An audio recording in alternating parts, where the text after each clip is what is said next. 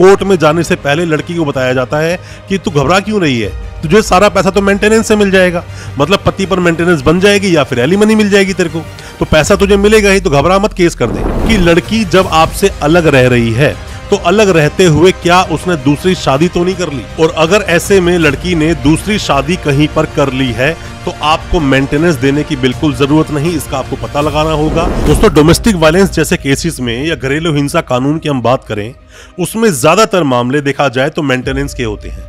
Maintenance के मामलों को अगर हटा दिया जाए तो मेरा मानना है केसेस भी कोर्ट में बहुत कम होंगे। जहां एक और देखा जाए तो जो कोर्ट है हिंदुस्तान के, सभी कोर्ट की दोस्तों बात कर रहा हूं, सभी स्टेट की मैं बात कर रहा हूं, हर कोर्ट में आप जाएंगे जहां फैमिली कोर्ट बना हुआ है वहां सबसे ज्यादा भीड़ आपको मिलेगी सारे कोर्ट्स के मुकाबले में देखा जाए तो।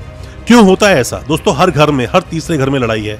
लड़ाई होने के बाद और दिक्कत तब हो जाती है जब घर वाले ही सपोर्ट करते हैं लड़की और लड़के को कि आप केस कर दो। उसके बाद मामला जाता है कोर्ट में, और कोर्ट में जाने से पहले लड़की को बताया जाता है कि तू घबरा क्यों रही है, तुझे सारा पैसा तो मेंटेनेंस से मिल जाएगा, मतलब पति पर मेंटेनेंस बन जाएगी या फिर एलिमनी मिल जाएगी तेरे को, तो पैसा तुझे मिलेगा ही, तो घबरा मत, केस कर दे। और जरूरी नहीं कि मेंटेनेंस बन ही जाए, अगर सही वकील साहब मिल गए लड़के को और उसने कुछ पॉइंट्स को पकड़ लिया तो दोस्तों मेंटेनेंस भी नहीं मिलेगा, एलिमनी तो बहुत बात की बात है। डिपेंड करता है केस टू केस किस तरह से लड़ा जा रहा है। एलिमनी में और मेंटेनेंस में क्या डिफरेंस है, उस पर मैंने वीडियो बनाया है, उस वीडियो को जाकर आप देख सकते हैं, समझ जाएंगे मेंटेनेंस कब मिलता है, इंटरिम मेंटेनेंस कब लगता है और कब साथ में ही एलिमनी की डिमांड आप कर सकते हैं। नमस्कार दोस्तों, फिर एक बार स्वागत करता हूं आप सभी का अपने इस यूट्यूब चैनल पर जिसका नाम है बेल लॉज। मेरा नाम है वीरेंद्र। जहां एक और देखा जाए लड़की अच्छी खासी सैलरी कमा भी रही है, अच्छा खासा पैसा कमा रही है, अच्छा अर्निंग सोर्स है, उसके बावजूद भी आप पर मेंटेनेंस बन जाती है। और ये भी देखा गया कि बेशक से लड़की कमा रही थी फिर भी मेंटेनेंस बनाया गया। कुछ पॉइंट्स, जैसे कि सबसे पहला पॉइंट दोस्तों आप ये ढूंढिए कि लड़की जब आपसे अलग रह रही है तो अलग रहते हुए क्या उसने दूसरी शादी तो नहीं कर ली, और अगर ऐसे में लड़की ने दूसरी शादी कहीं पर कर ली है तो आपको मेंटेनेंस देने की बिल्कुल जरूरत नहीं, इसका आपको पता लगाना होगा, एविडेंस जुटाने होंगे और कोर्ट में उनको पेश करना होगा। आपके वकील साहब वो सभी डॉक्यूमेंट्स आपके कोर्ट में पेश कर देंगे।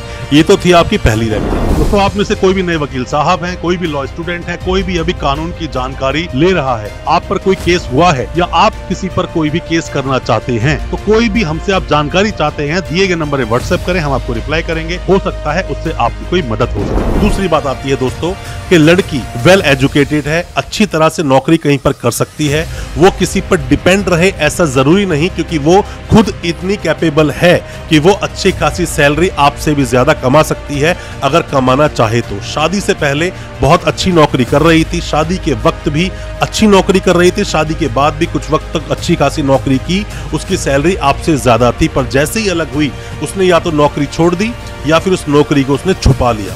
ऐसे में भी आपकी मेंटेनेंस से आप बिल्कुल बच सकते हो। तीसरी बात दोस्तों आती है कि लड़की ने बेशक से आपसे अलगाव ले लिया, अलग लड़की रहती है, सेपरेट रहती है, सेक्शन 9 का आपने नोटिस भी भेज दिया, बुलाने के लिए आपने बात की, उसके बावजूद भी वो नहीं आई, और लड़की अच्छी जगह नौकरी कर रही है, आपकी जो सैलरी है उससे अच्छा वो कमा रही है, या फिर उतने पैसे वो कमा लेती है, अच्छे खासे पैसे जितनी उसकी जरूरतें हैं उससे ज्यादा, तो भी आपको मेंटेनेंस देने की दोस्तों जरूरत नहीं है, तो भी आपको भरण पोषण नहीं देना पड़ेगा उस लड़की को। ये था दोस्तों तीसरा पॉइंट। चौथे पॉइंट में दोस्तों आप आ सकते हो अडल्ट्री में होना।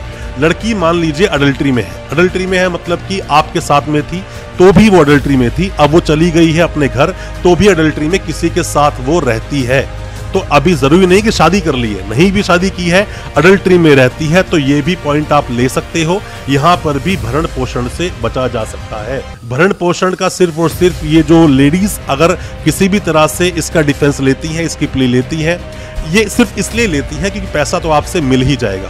दोस्तों, पैसा मिलने का भी एक सिद्धांत है कि 1/3 ही पैसा वो आपसे ले सकते हैं, उससे ज्यादा नहीं।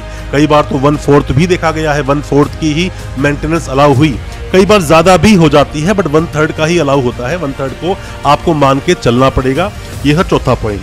अब दोस्तों पांचवा पॉइंट में आप इतना समझ लीजिए कि कभी भी आप मान लीजिए कि आपके ऊपर तो पहले से ही मेंटेनेंस बनी हुई है आपके फादर और मदर की, या आपकी सिस्टर की, छोटे हैं वो लोग, उनकी मेंटेनेंस पहले से ही बनी हुई है, मतलब कि आपकी फैमिली को पहले ही ऐसा आभास हो गया था कि पंगा कुछ ना कुछ होगा, उन्होंने मेंटेनेंस लगाई और उन्होंने मेंटेनेंस अलाउ करा ली कोर्ट से। जरूरी नहीं है कि यहाँ पर सिर्फ और सिर्फ वाइफ ही, पत्नी ही मेंटेनेंस अलाउ करा सकती है कोर्ट से।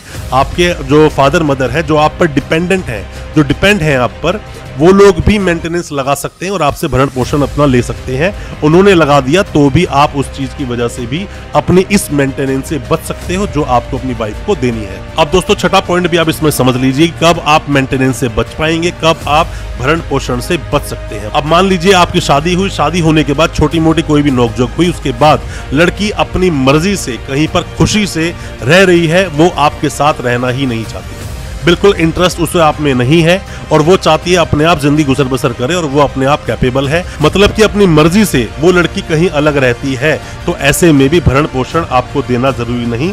यहाँ कोई ऐसा कोई कैप नहीं है कि अब आपको भरण पोषण भरना ही पड़ेगा। बट फिर भी मैंने जैसा आपको शुरू में बताया दोस्तों, हर केस अलग होता है, हर केस के फैक्ट्स अलग होते हैं, केस को समझना पड़ता है।